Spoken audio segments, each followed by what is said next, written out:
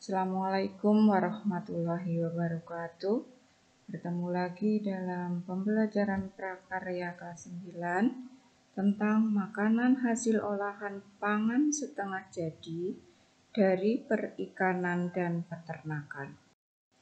Adapun tujuan pembelajarannya, yang pertama menyampaikan pendapat tentang pengertian, jenis, dan manfaat dari bahan pangan setengah jadi dan produk samping dari bahan hasil perikanan dan peternakan sebagai ungkapan rasa bangga dan wujud rasa syukur kepada Tuhan serta bangsa Indonesia. Yang kedua, mengidentifikasi bahan, alat, metode dan proses pengolahan yang digunakan pada pembuatan produk bahan pangan setengah jadi dan produk samping dari bahan hasil perikanan dan peternakan menjadi makanan di wilayah setempat berdasarkan rasa ingin tahu dan peduli lingkungan. Yang ketiga, merancang pembuatan produk olahan makanan dari bahan pangan setengah jadi dan produk samping dari bahan hasil perikanan dan peternakan menjadi makanan berdasarkan orisinalitas ide dan cita rasa estetis diri sendiri. Yang keempat, membuat, menguji, dan mempresentasikan produk pangan siap konsumsi khas wilayah setempat. Bahan pangan setengah jadi adalah bahan pangan mentah yang telah mengalami pengolahan dengan cara pengawetan. Jenis dan manfaat. Yang pertama, bakso ikan. Bakso ikan adalah olahan ikan yang terdiri dari beberapa pilihan bahan pokok seperti ikan tuna, surimi, udang, kakap, dan marlin.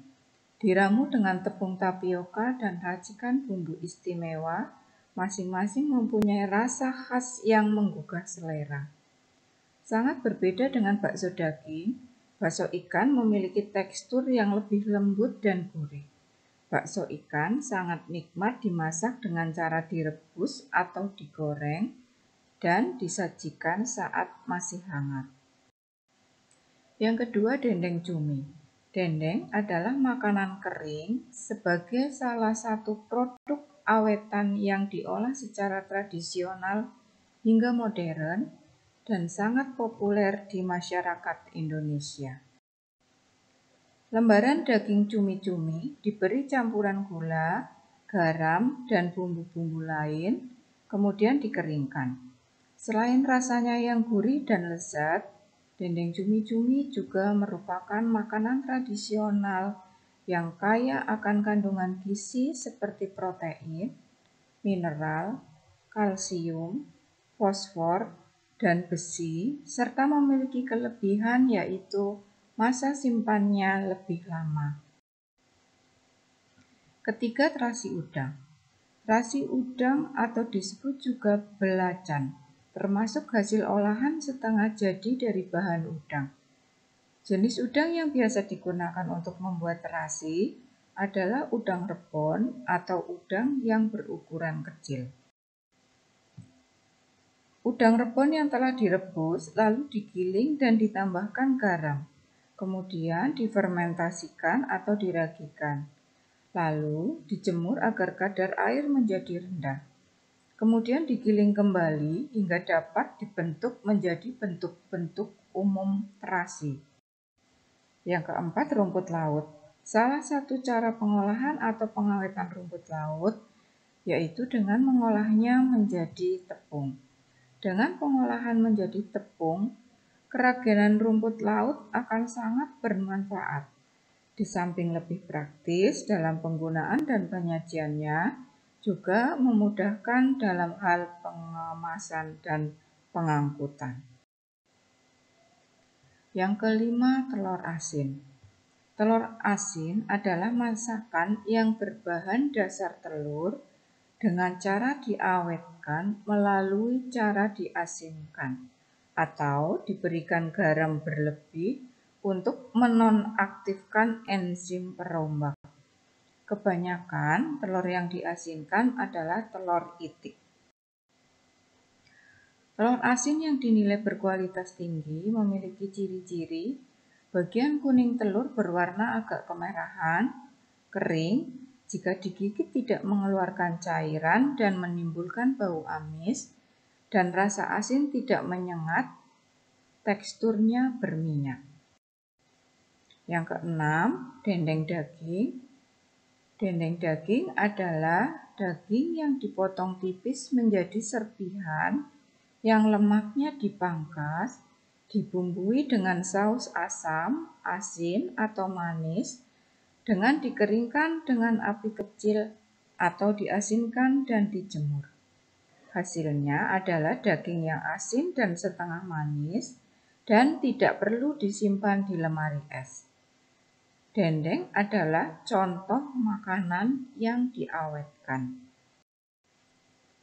Yang ketujuh, kornet. Kornet daging berbentuk gilingan daging halus yang berbumbu. Produk ini tersedia dalam kemasan kaleng atau saset. Dengan diproses menjadi kornet, masalah penyimpanan daging sapi segar dapat diatasi. Agar awet, daging sapi segar memang harus disimpan pada suhu dingin atau suhu beku.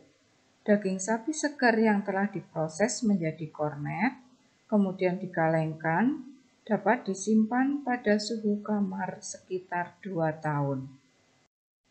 Yang kedelapan, keju. Keju adalah terbuat dari susu sapi, susu kerbau, maupun susu kambing. Teksturnya lembut dan rasanya creamy. Keju dibuat dengan memisahkan zat-zat padat dalam susu melalui proses pengentalan dengan bantuan bakteri atau enzim tertentu. Hasilnya kemudian dikeringkan, diproses, dan diawetkan dengan berbagai cara. Produk keju banyak variasinya tergantung dari jenis susu, metode pengentalan, dan proses pembuatannya. Produk bahan pangan setengah jadi dari susu lainnya adalah susu bubuk dan yogurt. Kemudian tentang teknik pengolahan makanan dari bahan baku setengah jadi hasil perikanan dan peternakan. Yang pertama, penggilingan. Daging ikan, daging sapi, dan unggas yang sudah dicuci, kemudian dimasukkan ke dalam ginder untuk digiling sehingga berbentuk pasta. Pada saat penggilingan harus diberikan garam secukupnya. Garam diberikan pada awal penggilingan berguna untuk meningkatkan kerekatan pasta. Jika dilakukan pada akhir penggilingan, sifat kerekatan pasta akan menurun. Setelah penggilingan dilanjutkan dengan pengadonan, penambahan bahan baku lainnya seperti tepung tapioka dan telur yang berguna untuk menjaga kualitas kekenyalan. Adonan dimasukkan bumbu berupa garam, gula, dan rempah-rempah yang sudah dihaluskan sebelumnya, kemudian dilakukan pencetakan. Yang kedua, pemanggangan. Daging ikan, daging sapi, dan unggas dapat langsung dipanggang untuk dijadikan stik. Daging yang dipanggang sebaiknya daging yang memiliki tekstur daging yang lebih kencang. Lama pemanggangan tergantung pada ketebalan filet. Yang ketiga, menggoreng. Gunakan minyak goreng dengan jumlah yang cukup hingga seluruh bagian ikan terendam minyak. Pastikan minyak telah panas agar kulit pelapis ikan menjadi renyah. Gunakan api sedang, lalu goreng ikan dengan wajan anti lengket. Ikan cukup dibalik sekali saja sehingga tidak mudah hancur. Tapi ingat, teknik ini tidak bisa digunakan saat Anda menggoreng ikan utuh dan hanya bisa digunakan pada filet ikan dan unggas. Demikian video pembelajaran kali ini, semoga bermanfaat. Wassalamualaikum warahmatullahi wabarakatuh.